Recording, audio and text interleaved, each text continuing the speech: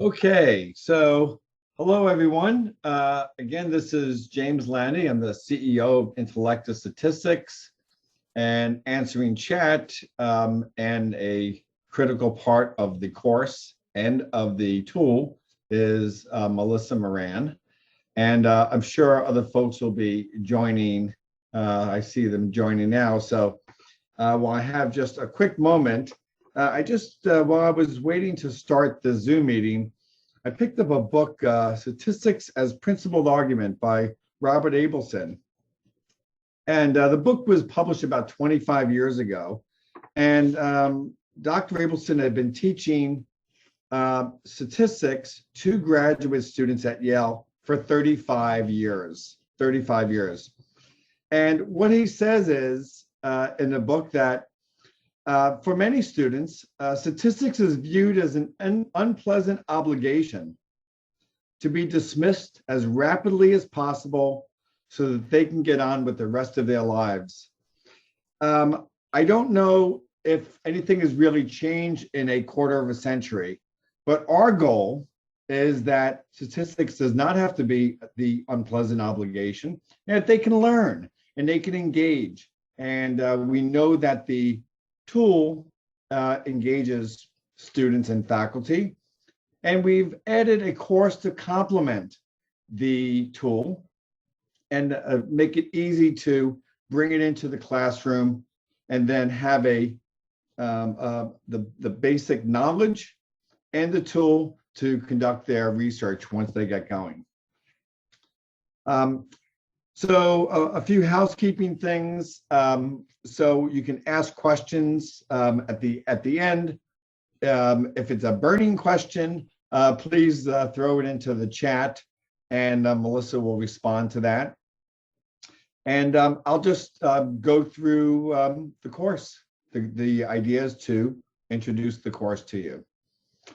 So without further ado, so it's the Statistics 1 course, and there's a Statistics 2 course coming in 2022.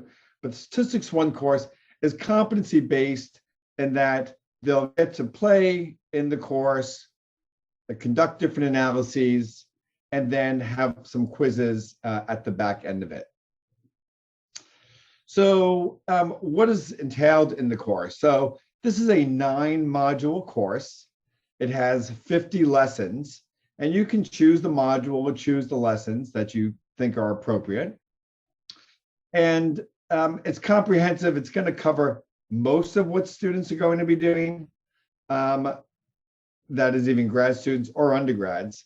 You know, from and I'll show you from t-test to, you know, chi-squares. It's customizable, as I say. It's easily integrated behind your learning management system. One important thing is that we really make sure that it is integrated easily. So we do offer free faculty training to make sure you know how to use the course, know how to use the tool. It also includes an ebook that students and faculty will be able to keep forever and ever. And it also includes a PowerPoint deck for teaching. We've also made it affordable. One of my mentors, Jerry Hanley, has started Merlot about 25 years ago. That was in response to expensive textbooks, and they add up pretty quickly. So there's one low annual fee. If you have the same course, DMP, Stats, 555, you get to use that spring, summer, and fall, and you can use it for 10 students or 1,010 students. So the idea is to replace those expensive textbooks. So what do those 50 lessons look like? Well, we have a few basic modules.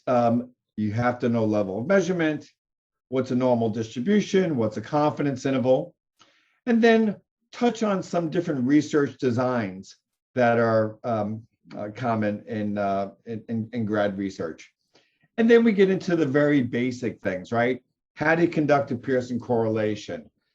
Folks are doing quality improvements. How do I do a pre-post test?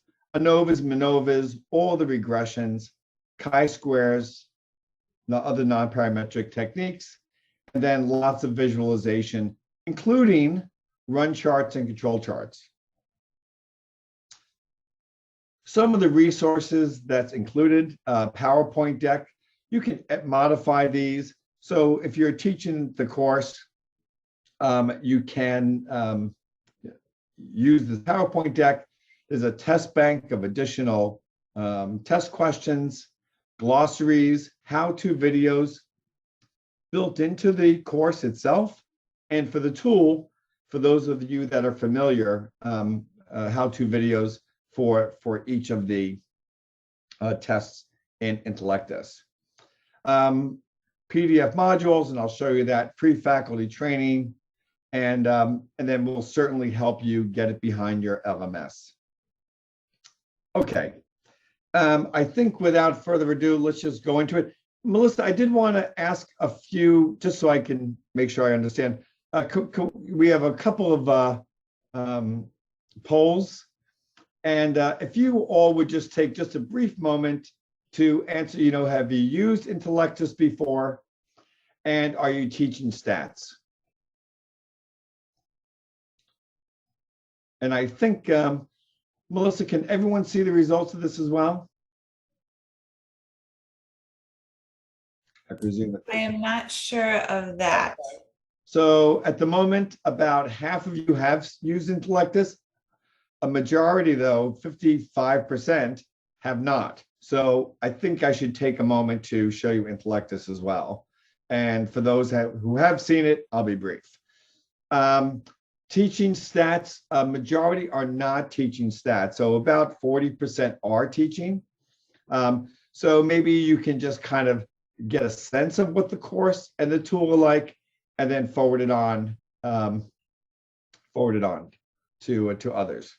So let's go through the course for a moment, and then I'll be sure. So I'll look at the course. I'll show some of the resources. I will look at the Intellectus tool, and then open up for questions. Okay, so this is just a correlation, the correlation module, and you can see the details of it. There's some introduction. What are the basic concepts of correlations? And then we get into each one of them, right? Pearson, Spearman, Kendall, point biserial, and partial correlation.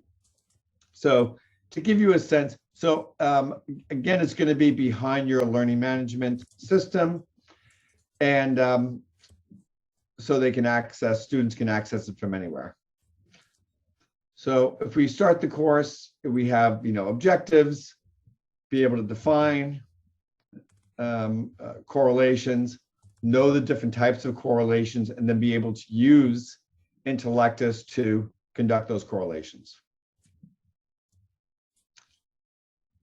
So we show you how to use example data sets. Intellectus has 20 or so example data sets.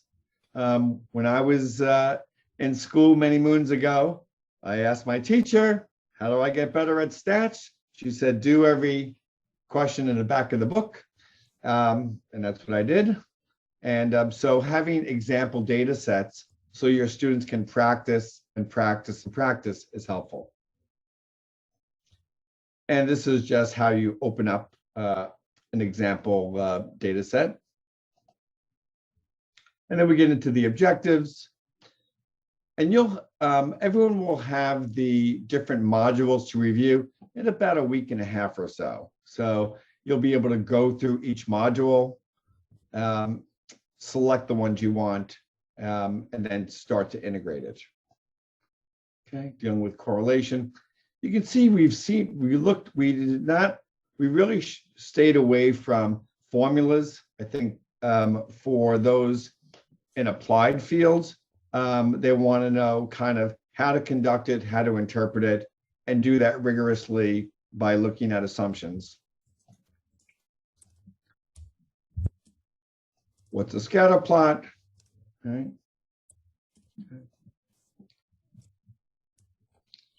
What's covariance?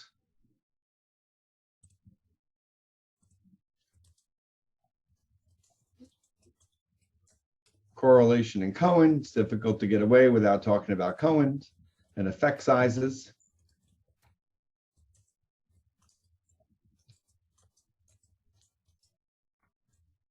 And then we have some kind of just fun tasks in here. Identify positive covariance. Nope, that's not the one. So students can kind of play around with this a bit. Okay. Did it for other kinds of scatter plots. And then they have a quiz with knowledge checks. So, so that's one module around correlation. Okay. I should talk about some of the, I guess, the ebook that we have here. So for the correlation module, this is a, well, so this is the downloadable ebook that students and faculty will be able to keep. It just kind of duplicates what's in the course, but it's a nice reference that they can put the different modules on their desktop. When they get to their research, they'll be able to reference how to do things. And again, it's all included with the course. And you get into the Pearson and so forth. Okay. Given the 55% that have never seen Intellectus, I think we should peek at that. So, well, this is just the Intellectus website, which to find out more information about the stats course, you can just peek at some of the features, look at the modules, and then sign up if you would like. Okay. The tool. So the tool is also web-based, also can go behind your learning management system. And so everything kind of starts with projects, and I'll just again keep this quick for the 45% that have used it before. I can upload data from different file formats. I can enter or paste data in, or I can choose an example data set that I referenced earlier. And there are data sets from Ankova down to Wilcoxon. And let me just grab some descriptives.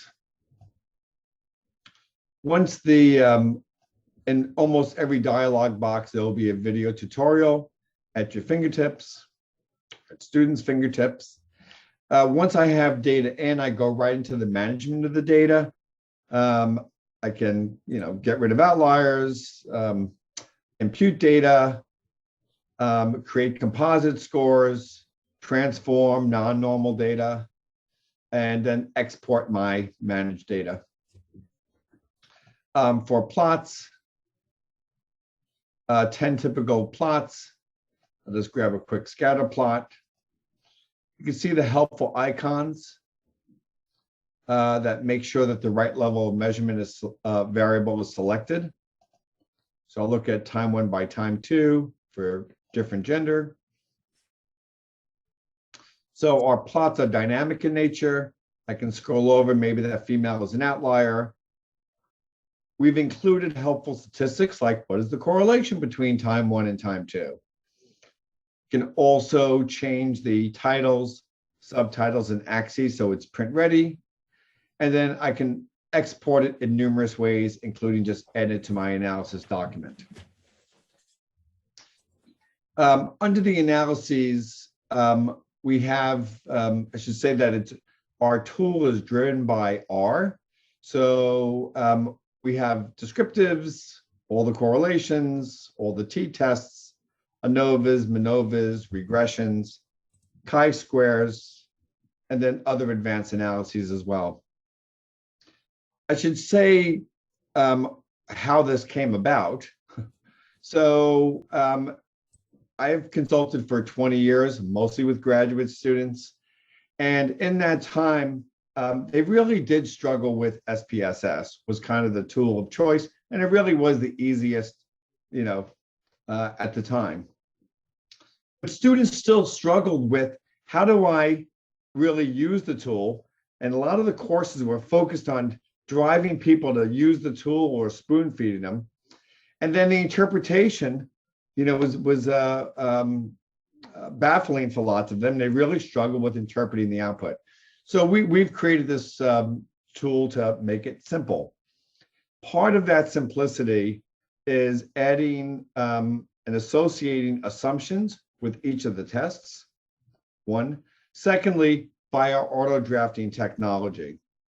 And that auto drafting interprets, or at least demonstrates, one way of interpreting that output. So let me just run some descriptives.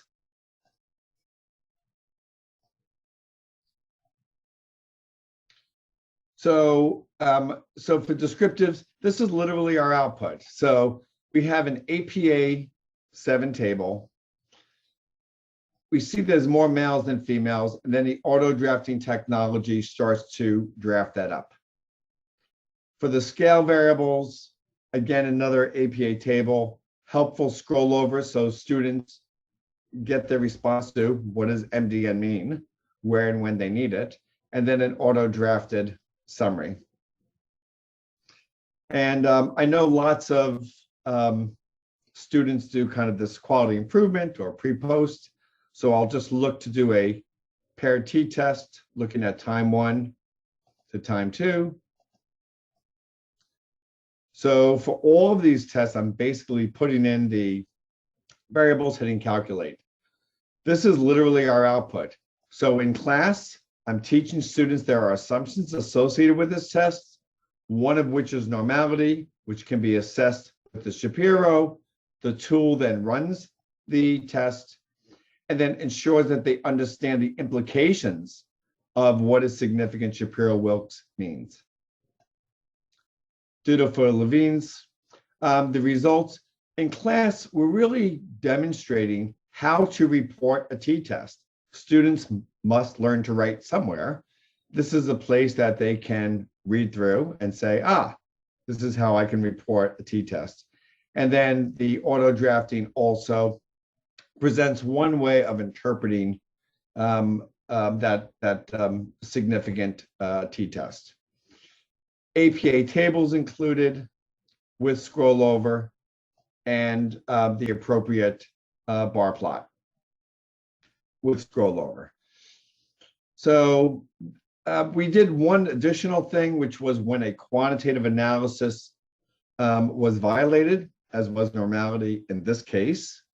We not only make the suggestion of the non-parametric equivalent test, we go one step further and then actually automate the running of it, where we can see that there were differences. We have the appropriate plot and one way of interpreting that output.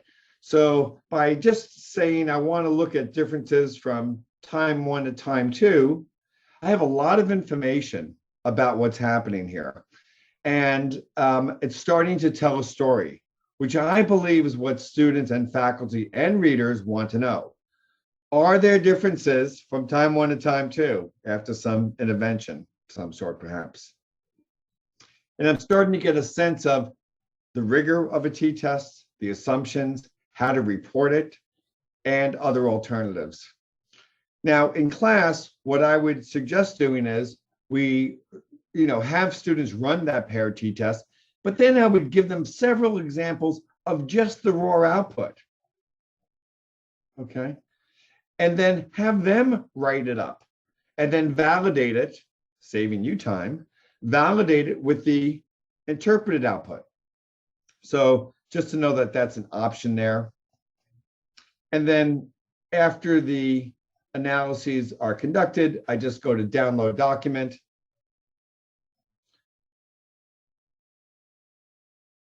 And in that downloadable document, here is what I ran. And then I'm in editing mode for those in doing their dissertations or scholarly projects.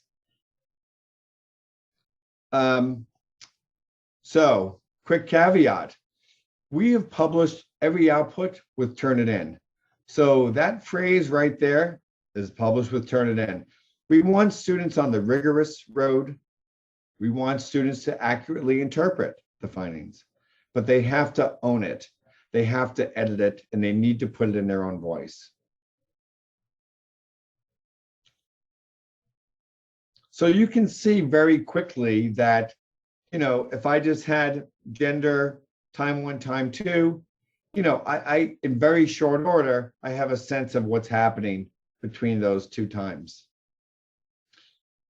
APA style references for all the in-text citations. Obviously in SPSS, that's non-existent.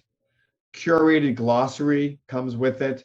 I did descriptives, t-test, and Wilcoxon, and I have a glossary for t-test, descriptives, and Wilcoxon. Okay. And let me see what else we have here. I think I showed the ebook, the faculty PowerPoint. Let me start this in the beginning. So this is the PowerPoint that faculty can use and edit. I may have showed that already. And also, make sure I have the, and then students will have this. This is just for the correlation module. You can see it's a 133-page document that students can keep. And just kind of go through that. Okay. I think I want to open up for questions. Melissa, did I miss anything? I don't think so, other than the faculty PowerPoint has additional test questions at the end that you can use. Okay, so terrific. So I'll jump to those questions. And I think I'm in the, must be near the end. So here's additional review questions. So for the Pearson correlation questions, we have 13 questions. And then here are the responses for the odd number questions. So thank you for that. Okay, I think given that, let's go ahead and open it up for other questions.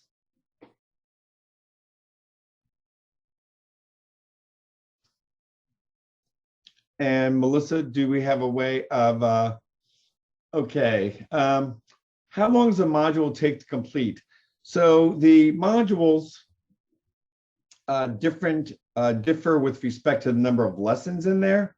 So the Pearson correlation will probably be 40 minutes or an hour to go through step by step. When you're doing ANOVAs and MANOVAs and there's 6 and 7 lessons in there, it's going to take another, 40 minutes or so. Are the quiz results collected? Great question. So the short answer is yes. And then those grades go back or auto grade return. Melissa, please correct me with that. There's an auto grade return for faculty. That's correct, yeah. And at the end, when they take it, they can take it a couple times if they want to. They'll see their score immediately as well, and it'll give them guidance on things that they answered incorrectly. Chris, lots of questions, but good ones. Okay, is time tracked in the modules? So I believe that we have those metrics. How much time is the student spending? Again, at 40 minutes, hour and a half, or something like that. We've sought to make it simple. Okay. Is the design of the project's data collection included in the course? The design of a project's data collection? I'm not sure what that means. Oh, specifically, Likert type questions. Melissa, do you have, does that question make sense to you? I mean, it's not sure. I don't understand it specifically. Yeah. Can you add to it, maybe, Chris? Yeah. Is a test such as alpha Cronbach's included? So to get to the course. So yeah, so under the, not in the first, in the course, it is not included. The tool, and this will go out in this Stats 2 course, so you can conduct Cronbach's alpha. And let me show you that. Let me make sure I have enough data sitting here. Sure. Okay. So for Cronbach's alpha, just to give you a look at that.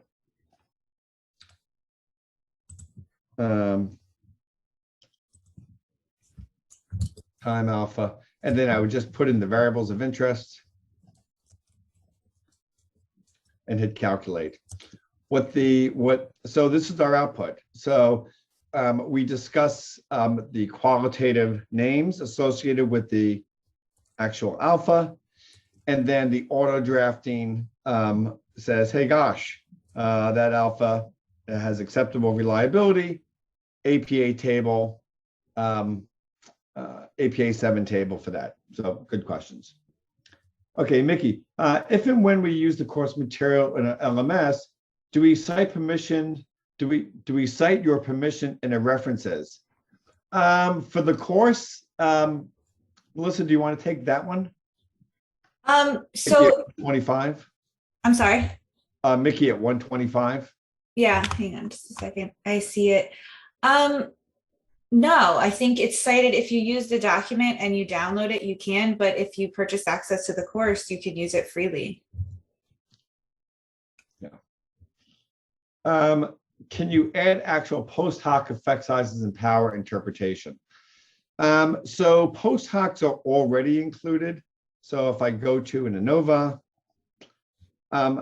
we have a lot of default set, but there are options.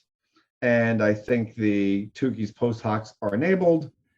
And if I went to go look to see if there's differences in time one by condition. So if the ANOVA is significant, so it's going to go through the assumptions with scroll overs to help, as I mentioned earlier, to understand what that plot indicates. Does an outlier analysis. The results were significant here. APA table, nice bar plot, and then we should have the post hoc sitting right here. Okay. And then the effect sizes is actually in the table with the partial eta square. So I want to mention one thing about power. One thing that we've, I know I'm going into more of the course than more of the tool than the course, but nevertheless, the tool does have decision trees.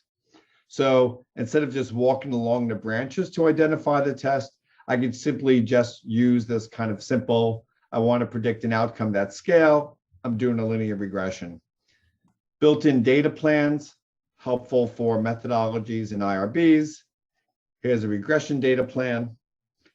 One way of looking at research questions or stating research questions and hypotheses. The assumptions referenced. This is a downloadable and editable document. And then the other kind of addition that we have is a power analysis. Particularly for students taking just one course, they can get wrapped up in G-Power. Here you can just simply select the test and now have a conversation about effect sizes and what's appropriate, right? So, and then look at that sample size, again, downloadable and editable. So we have added other kinds of functions that are helpful to students. We have some other questions about integrating with the LMSs, and yeah, it easily integrates with most of them, probably all of them. Canvas, Blackboard, it's going to be an easy process. you want to explain that process just a little bit, Melissa? Yeah, you would just put us in touch with your LMS admin and we would send them a zip file. They upload it and then that's that. Then you have access to it. It's pretty easy. And how long would that process take, Melissa? Depending on the availability of the LMS admin, for our side, a few minutes. Okay. All right. Terrific. We already have the Intellectus package in the DMP. Will we have another cost for the course? So I think it is reasonable to get into this for a second here. Let me see if I can just. We wanted to make this incredibly affordable. So depending upon the how you acquired Intellectus, if you have open access, that is, Intellectus is behind your learning management system, you can have the entire course for $16.95. What that means is, and I know some programs are big with 1,000 students, each paying $30, $50 to rent a book, $100 to purchase a book. For $16.95, you can use that course spring, summer, fall, and for 10 students or 1,000 students for a one-time fee annually of $16.95. So that really drops that cost for students and quite a bit, substantially. So it's very, very low. If you're using access keys of individuals, it's a few $100s more, but we think that's an incredibly low cost for a course, and intentionally so. Okay. We have used sample data sets. Students request background such as the research questions, what the variables mean. Healthcare students were confused about the names of the variables. So give us give us the first 2 quarters of 22. We're going to have this course just for healthcare, just for business, just for other social sciences. So we will, we are working towards having it be customized for that discipline. That's one thing. The other thing is that when you choose these example data sets, you can easily change those variable names, right? Knowledge pre, knowledge post, and so forth, okay? So you can take these data sets, make them your own, throw in an outlier, get rid of missing, add missing data, or so forth. So you can really take these as your own and mess around with them, change variable names, and so forth. And we are aware of that, where cognitive load while you're learning. So the idea is to reduce that cognitive load by not having to think about a V8 engine or things of this sort. Okay.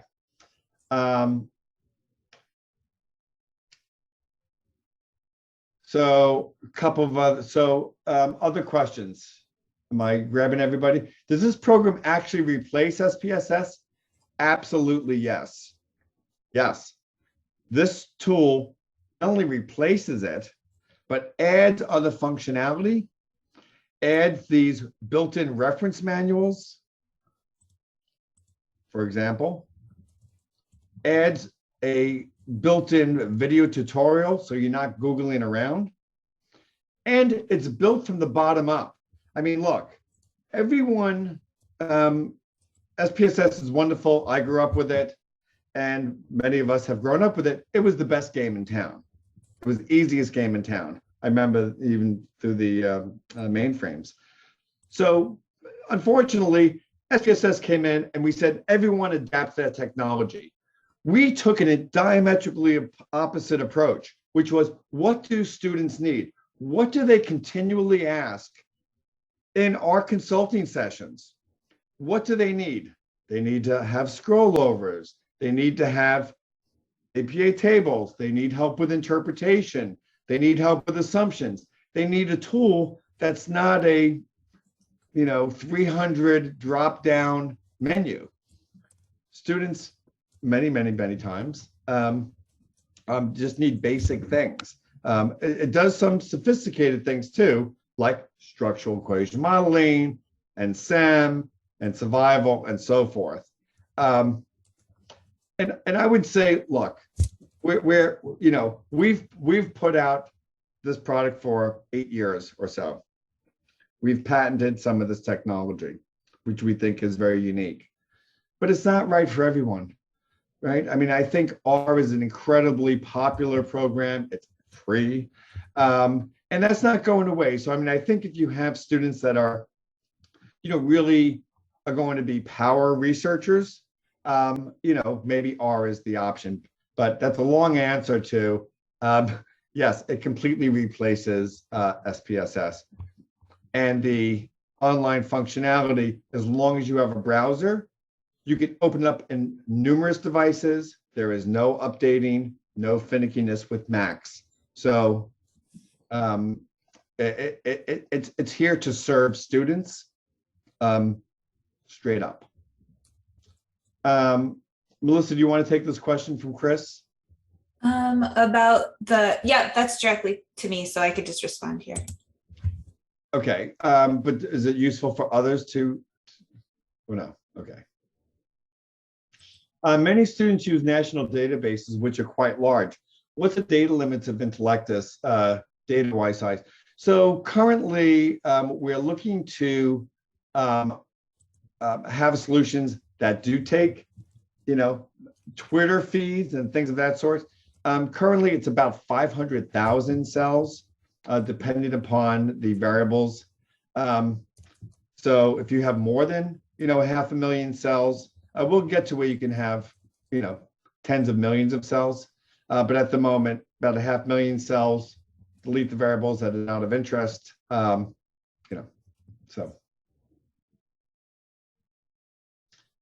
Other questions?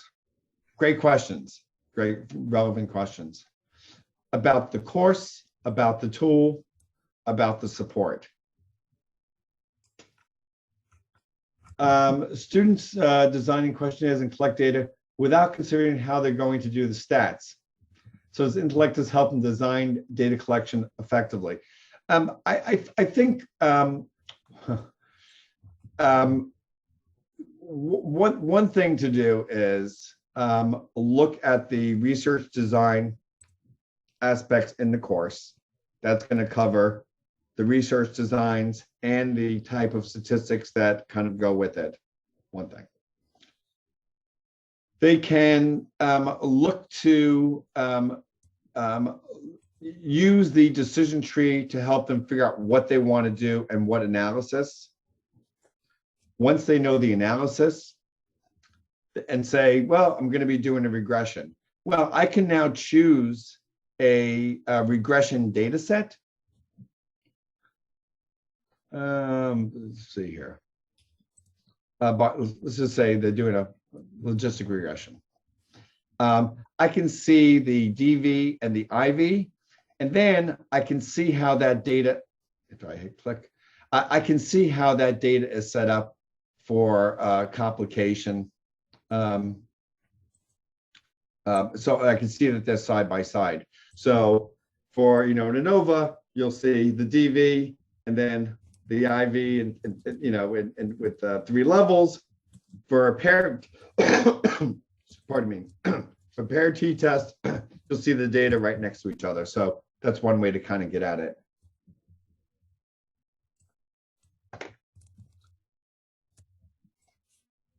Just a quick note. Yes, we'll share the recording with everybody that attended, and even if people that registered and weren't able to attend, we'll share it with everyone so you can forward it on to anyone that'd like to see it. Other questions? Other questions from those either teaching stats or not teaching stats? I know some directors are coming on to say, want more information. So we're happy to answer any questions you may have there. Okay. Also, I think everyone that joined has my email address, and I'll put it in the chat too. You can always email me for more information if you'd like, or with any questions. And I think, let me just throw that slide up there too.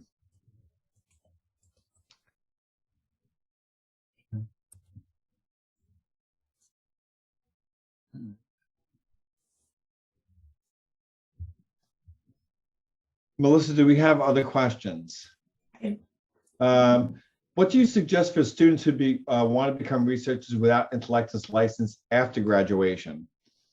So for researchers, I think I would probably, go to R. We are going to we do have commercial versions that are less than SPSS or SAS. So that is available. You can currently go to the website and get a nonprofit or a for-profit subscription for a year, and really be able to continue to use this tool. So that's one thing to do.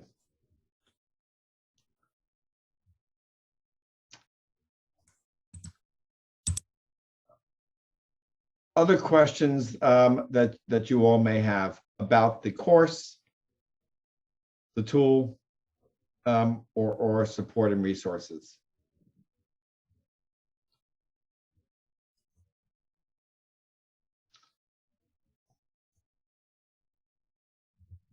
All right, going once. I want to thank, I will thank everyone for taking time. Please do share this with others. We do our best to innovate, to promote, and but we need your help as well. And if everyone would tell 3 others in your institution or otherwise, we would be grateful for that. I want to wish everyone a wonderful holiday. And for those that are, if there's still questions coming through, if you wouldn't mind, please send Melissa an email, and we'll be sure to get back to you immediately. And again, thank you all. Have a great, safe holiday, and thank you. I will mention too, we have that Stats 2 course coming out in 22. We also have a qualitative tool that's going to be as simple as the Intellectus tool, and a course as well. So we are continuing to innovate so students can learn about research and analyzing the data, and hopefully making a difference once they get out of your institution as well. So thank you again, and we're happy to receive any emails that you might have. So again, stay safe and healthy. Happy New Year.